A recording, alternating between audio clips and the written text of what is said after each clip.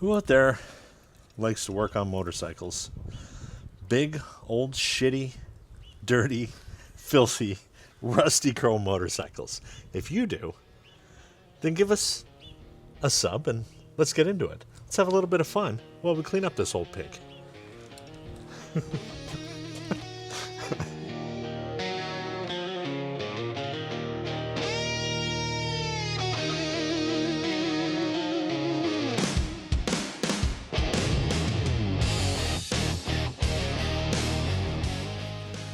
If you watched our last video, well, let's hope you watched our last video, because then you're going to get into this video, and we're going to show you what it's going to take to get this thing cleaned up and nice and pretty.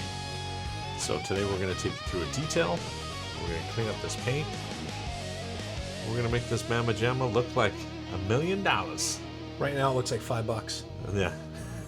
$5, $7. A whole nickel maybe. Yeah, that's all right. So if you watched our introduction on the 1997 Road King, that big green ugly pig in the back there, you know that she's filthy. She needs a lot of work. So I'm going to be tackling the grimy, dirty paint. I'm going to wash it down first.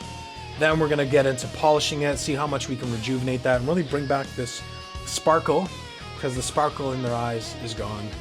And then Scott is going to handle the mechanical side. He's going to rip apart pieces of the bike and then also even tackle some chrome. So let's have it. All right, so we're going to walk you through a little bit of like a step-by-step how exactly we're going to tackle this. It's not going to involve a lot of power tools. It's mostly going to be like elbow grease. I am going to be hammering at it with a polisher as well. So you can even see it here in the sunlight. It's got a sparkle finish to it. This Mystic Green is beautiful when it's clean, when it's polished. Get all these swirl marks out. And then we've even got like a bunch of chrome pieces and a bunch of plastic pieces. We're going to see how much we can bring that out as well, because some pieces you can see there's a little bit of like pittiness on it that's kind of like rust coming out. So we're going to make it go back in, get it away, look better.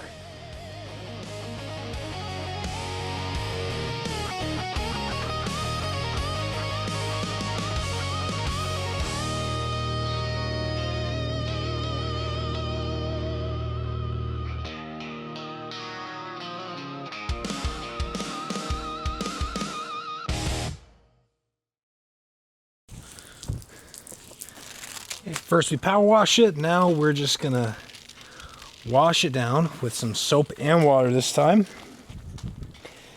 We got off all the loose, thick dirt.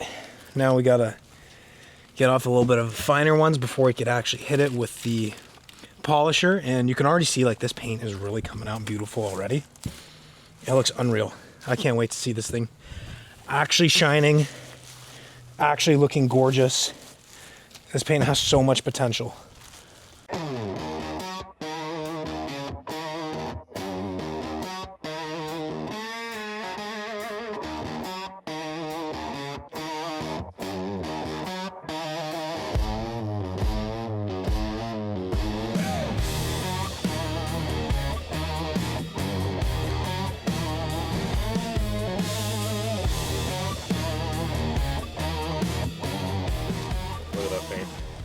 so far, and that's just getting the grime off it. Gorgeous color. Yeah, it really is. Nice. Here, so obviously the interior of the fender doesn't matter a whole lot, but it is just full of extra dirt that we don't really need. So it's getting the initial grime off of this guy, but yeah, just take a look at that paint. See that sparkle in that? It's unreal. Yeah, it's beautiful paint color. So it is still, the paint is pretty gritty, which it should be. It's been sitting around for a very long time. And then we also have a bunch of kind of deeper scratches and things from the seat that was on it. You'll see that, well, it just fell out, but you see how much that's worn because the seat wasn't sitting correctly on there for years and years. So I think with the clay bar, that'll start the process, and then we'll be able to get into polishing and wet sanding and doing the whole thing. But I think that's step one. But say, let's get all the tins done first. Yeah. Yeah? All right. Let me be your assistanto, sir. So we are going to take you through all the different ways that we're going to be able to polish up this chrome and get it shiny, shiny. You will see there's some pitting there. There are a ton of aftermarket options for this back piece on the fender, but we're really looking to keep this guy as kind of stock as we can. It's not going to be a performance machine by any means. We want it to be a pretty showstopper, so we're going to try to keep as much on it as we can and kind of keep some patina if we can. What do you see? That's red paint. Was this bike repainted? No. Couldn't be. No. Unless just this fender was. Potentially, or... Because this bike OEM is green. Like, it is. I told the VIN, it is green. And all the VIN number and everything does say it is green. Yeah. That could just be one of the primers that they used. Could be, yeah. It does red have a one? sparkle finish in it, though, which is interesting. Maybe it was replaced. We won't tell anybody. There's some oil or something is worn here. I don't know if you can see that, but Yeah, that's that going to drip. be an interesting one to see if I can pull that out and get that going, kind of. I got faith in you. I think you can do it. How do you want to tackle this guy here? I can do that separately. So I do. Do you want to take it off? 'Cause it's got We no could screw. take it off, or we can work it on the panel if you want. It's totally up to you. What's on the backside? Just Nuts and bolts. It's pretty. Yeah? Should be pretty easy. okay. What would be nice is because if I can polish it, then I'll have a flat surface here rather than touching here. Oh yeah, yeah. If we want Like to go do it right as off the edge. proper as possible. Yeah, yeah. Well, we'll take it off then. Okay. No worries.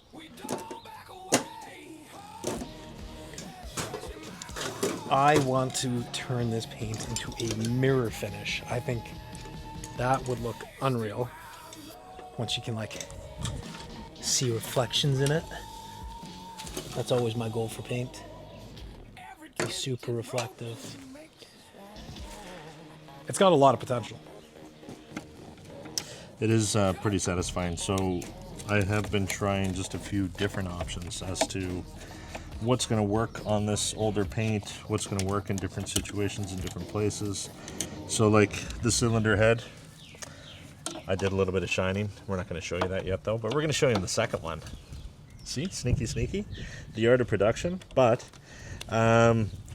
we'd like to take you along and just show you the different ways that you can utilize just regular stuff at your local hardware store to be able to finish this paint.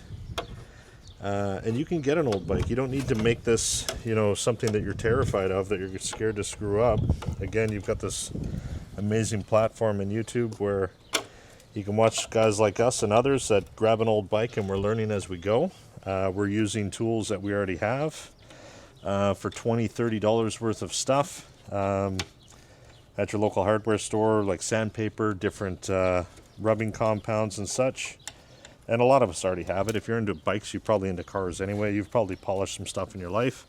But if you haven't done it and you see that absolute pig of a bike like we have, Marcus and I both have this kind of forward image or vision of where we can take this and what we can make it into. So knowing that both of us are willing to work for what we get, we're willing to put in the elbow grease, we're willing to put the time in, and we know we're going to make ourselves a wicked bike when we're done. So hopefully you guys will stick around for the whole series and watch how we get this thing done.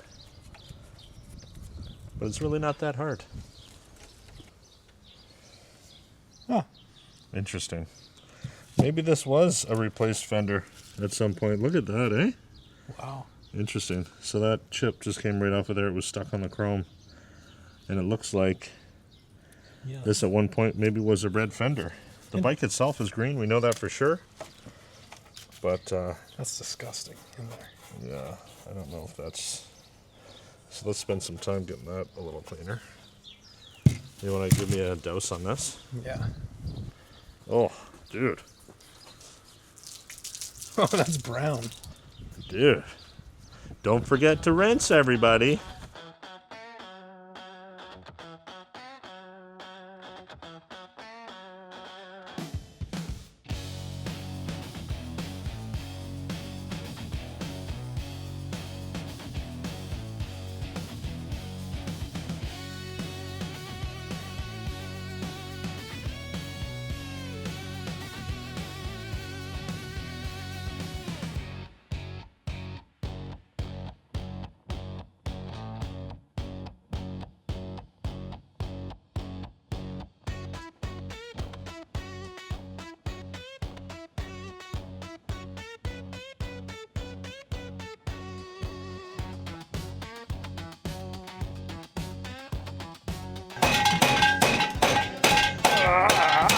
Oh, I just hit that connector. Shit.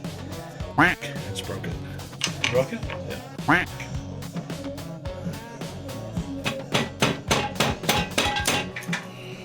Buddy.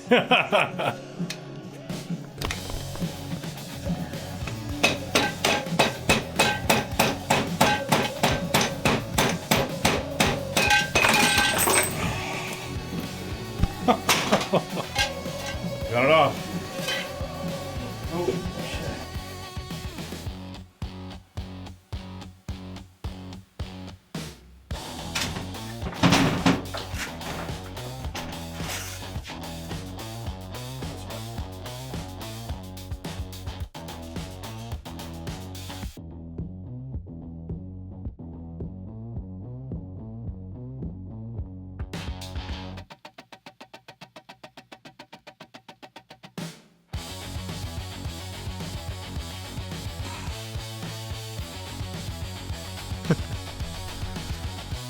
Okay, where are we at? We have got this guy torn apart, batteries out, rear ends apart. We're going to keep the swing arm on there for now, the rear shocks on there for now, but we do have rear shocks, excuse me, off of Marcus's old Road Glide. We have the battery out. We have pretty much everything stripped away here. Whole front end is gone. It does have air in the front. We're going to have to look into this a little more. I have no idea how it works, but that's the valve. Nice and shiny. This actually, those should come right out. Actually, 1, 2, those are out. Forks are off. We need to clean up those fork legs really, really good. The crash bar is absolutely destroyed, so we do have to replace it. But we are going to leave it on right now, just in case the bike falls off our little fun dolly here. Handlebars, we're thinking to go to maybe a beach bar. The switch control housings and everything are really bad shape. There's no. There's nothing on these buttons anymore, so they got to be replaced. There's one of these mirrors doesn't stay in place. Everything's kind of rusty, screwy, all that kind of stuff. So the idea is here that we're going to be able to clean up the bike, get it washed, get all the grease and grime off of it. Marcus is then going to start to attack our paint. We're going to get into this. We're going to clay bar it. We're going to polish it. We're going to see if we can bring that back to life. Then we'll take the center dash off. He'll go deeper into there. And then probably eventually the tank will just come right off. We'll be able to flip it around, turn it where it needs to go to get the gas out of it. We've got to drain it anyway. We will see also here on the sides, we do have a little bit of rust here. So we're going to bang into that a little bit with a ball peen hammer and maybe a little welding hammer to get into that and see what it looks like. We're probably going to hit that with a flat disc and then repaint it. I don't think it's into that metal, so we should be able to save that and hopefully not have to replace the frame. Thoughts? Anything else we need to add? That's a plan. That's a really good plan. You'll see that we've got everything clean. Basically, all the garbage, grime, and everything is off. Yeah. You see these finite scratches here. You can see how dull that is. There was something dripping on this paint for years. And it's That almost looks like sun fading as well. I think it's just something like dripping right here. See that spot there? And then it just fades out around here. So I think that's what we see. Who knows? But we're going to get polishing on this. And again, after we get this old girl cleaned up, we'll take you through some of the processes that we do to try to get these things cleaned. You'll see we've got all of our electrical connectors taped off here. We are not leaving anything to chance that we're going to get anything wet. That doesn't need to be wet. Thoughts? Oh, I'm excited. Do not pull those brake levers. Don't do it. We're probably going to replace the calipers. Yeah, everything is like brake lines for sure. replaced. You know, but that's where we're at. She's bare bones. I'm just Sort of. all I can think about is how excited I am going to be to see this like completed, clean, and looking like a nice, like fresh bike. We're getting there. It's going to look like showroom ready. That's what I'm excited for. I think if we ever sell this bike, Marcus actually brought this up earlier, but if we ever sell this bike, to go back through this video series and see what we've done to this thing is going to be pretty bonkers for people to see kind of the love and attention that we put to this thing, how clean everything's going to be. There's stuff that hasn't been a part on this bike since it was built in 1997 to 8. So, yeah, let's get into it, yeah? Let's do it. Oh my God, you see all the dust.